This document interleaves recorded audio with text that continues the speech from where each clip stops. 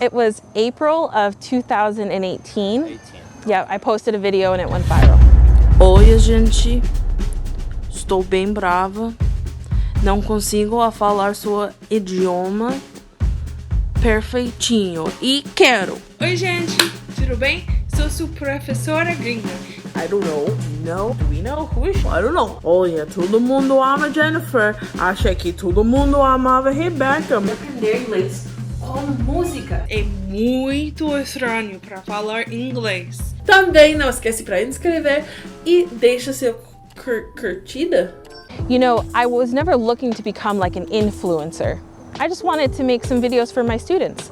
The third video I posted went viral. It exploded. It actually turned my phone off overnight. I went to bed with a fully charged phone, and when I woke up in the morning, the phone was like off. And I thought, this is a brand new phone. It's broken already? But no, I had gotten so many notifications that it killed my battery. And then I had a video with 5 million views in the course of literally 5 days, which was an insane amount. I'm from a town with 3,000 people. Can you imagine 5 million people looking at my face? There are more cows than people where I grew up. Like, that's not possible. From there, I got opportunities to give interviews on the news. I was on, like in some articles, you know, BBC Brazil and BuzzFeed Brazil, they did articles about me, which was crazy.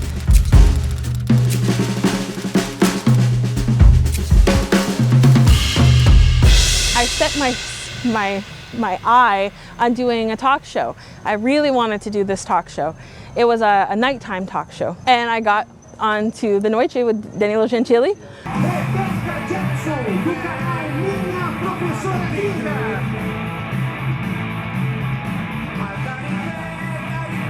Rebecca Jackson.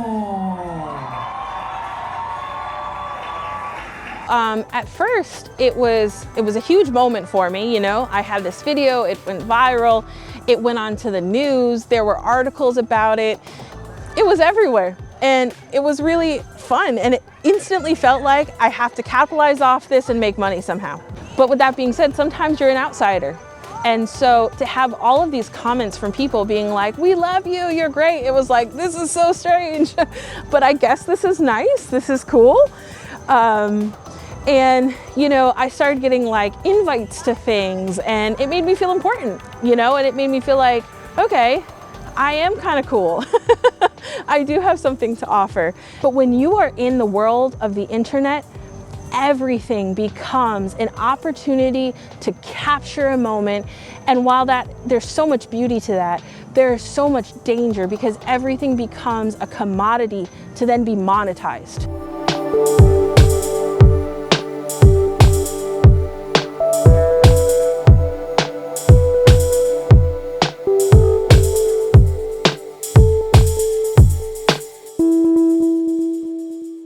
Americans on average are using social media 2 to 3 hours a day. So everybody's using it. What we see though is a direct relationship between time spent on social media and rates of depression and anxiety. And this is true in our young adult population that are very high frequent users of social media.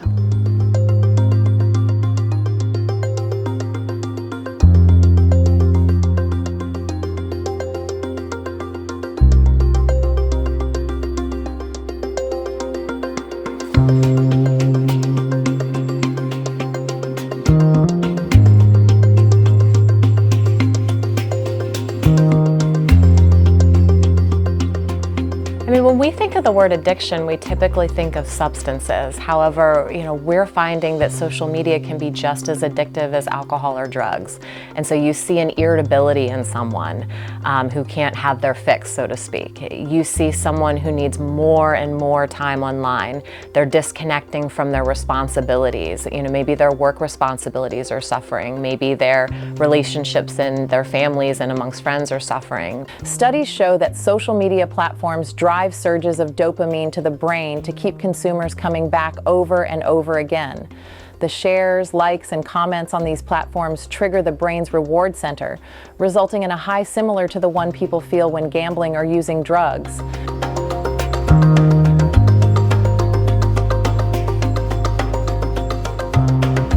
So now what you have here is, I got to be in the know, and I got to be in the know all the time.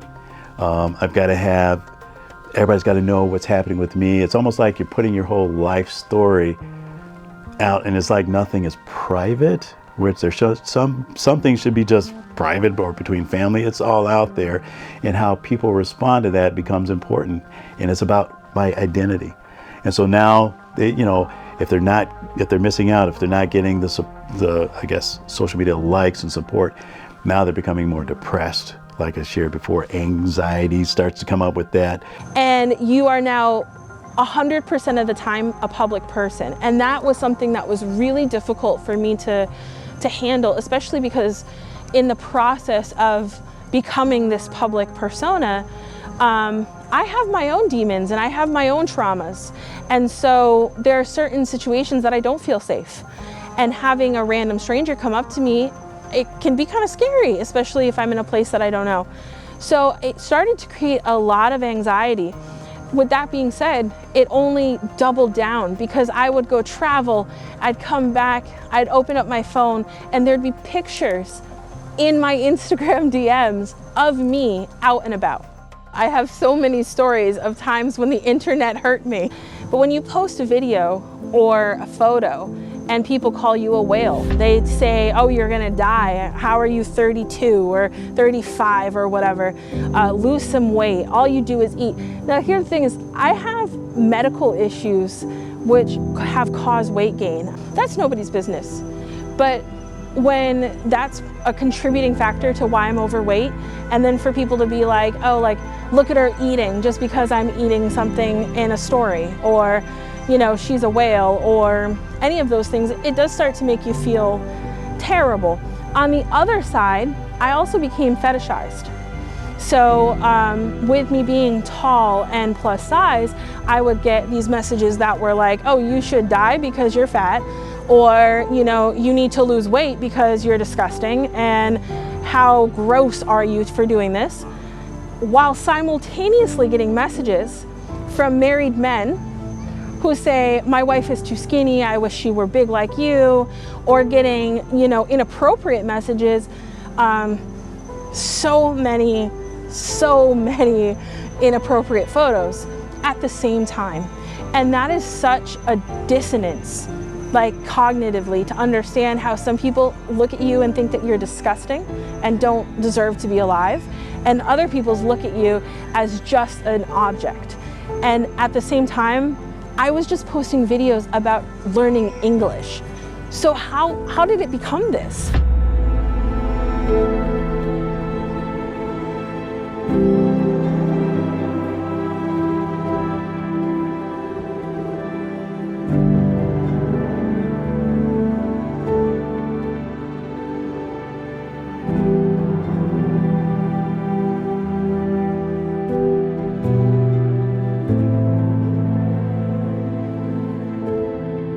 I think that all of us may have had that experience of going on social media and feeling like, oh wow, look at the wonderful things that I've seen about other people.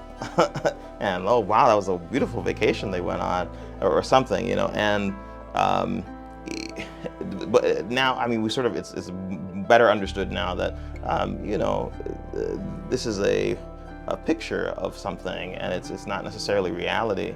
And in fact, there are content creators who are creating these experiences that are just unreal, but they look really wonderful. Going on social media and then sort of maybe setting up a situation where you compare yourself to others, it can put you into a dark place, let's say. When you're comparing yourself to somebody else and you're not busy being yourself, you're busy trying to be somebody else, and there's going to be a disconnect, an internal disconnect, especially if what somebody else is doing doesn't really mesh internally with your personality or with your morals or with your values. There's going to be a disconnect. You're seeking that like, in a way, as a confirmation. And being someone who has had a brand on social media, at the beginning, I didn't understand necessarily that there is a difference between who I am on the internet and who I am in my heart. Because when you're putting, you know, your face out there and making these videos, it comes to a certain degree from who you are, but it's through a lens that others see you. And so through that process, what ends up happening is that people begin to think you are who you post on the internet.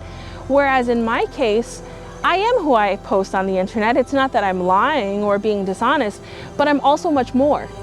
But with time, what I found happened was that I started to feel like nothing I had was my own, and that I had to share with people all the time. And then I'd get these comments where people are critical of something or don't think I should be doing this or I should be doing that. And because when that photo doesn't get like, you know, a ton of likes, or when the video doesn't get likes, it's not that the algorithm didn't work. It's that your stuff wasn't good enough. And that becomes you aren't good enough.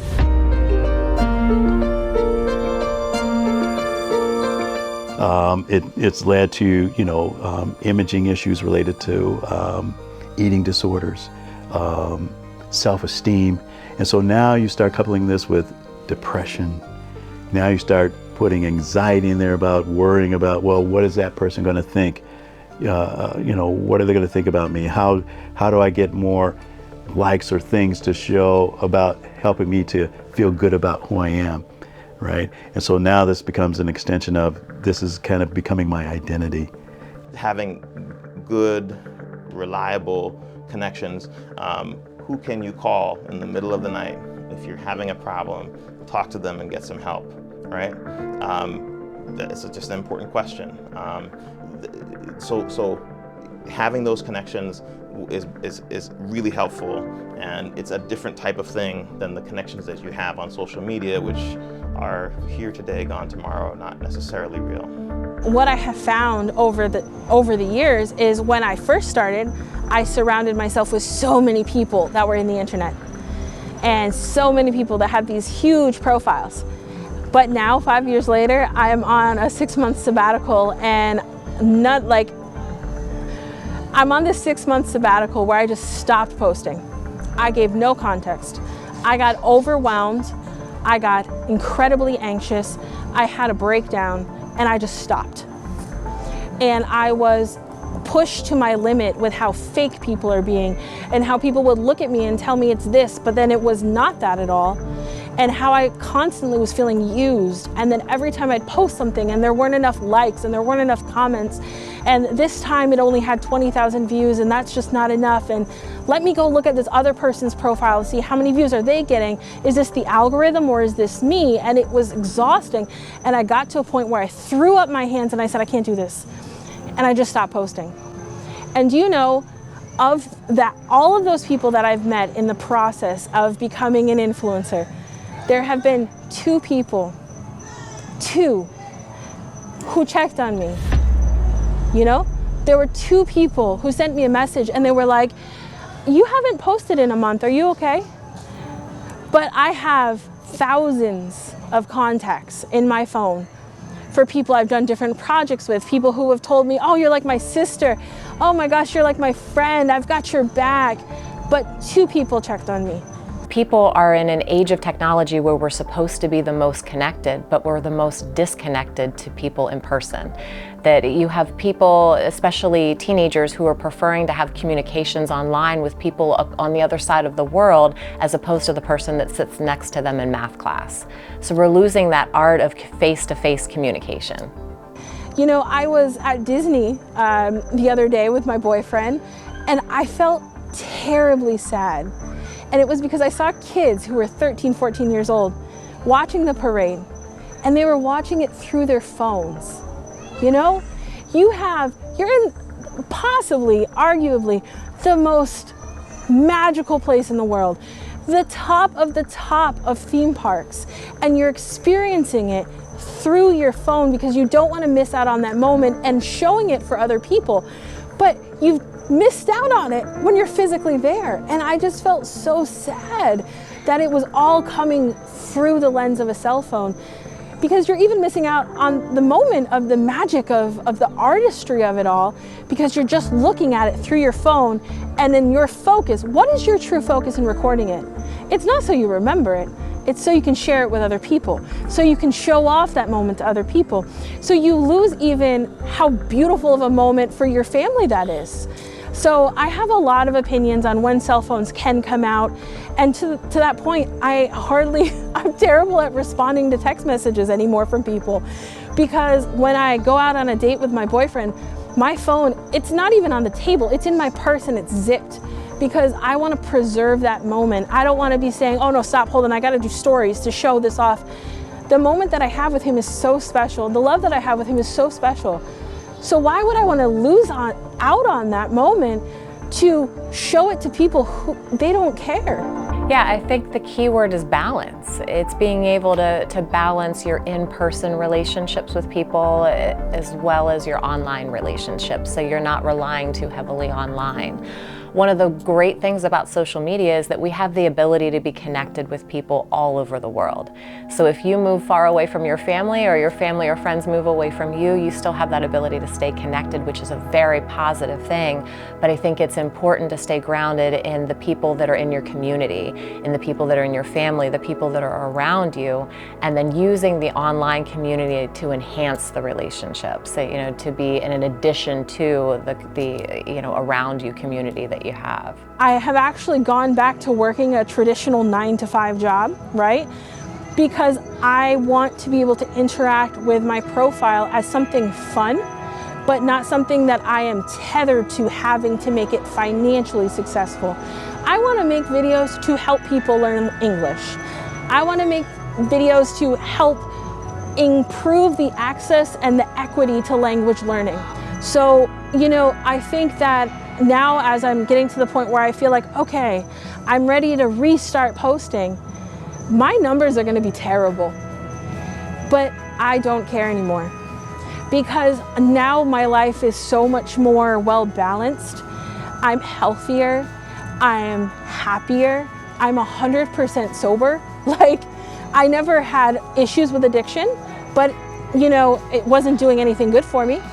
So I'm 100% sober, which is great. I lead a happier, well-balanced life. I take medication that I need to take, but I also do lifestyle things to make sure that I'm being healthy. My content will look completely different, and a lot of people are going to leave my profile because I attracted them with a different personality and a different state of where I was at. And so I'm okay with that, With that being said, I'm a 34-year-old woman. I can't imagine having all of that experience at 16, 17, or even 25. It's a lot to handle, and it's a lot to process. And I've gone through a lot of days of crying and feeling elated the next day, and then crying and feeling elated the next day, to finally come to the moment to realize that now that my life is well balanced and I have a supportive partner, the type of content that I want to create is very different and probably won't go viral.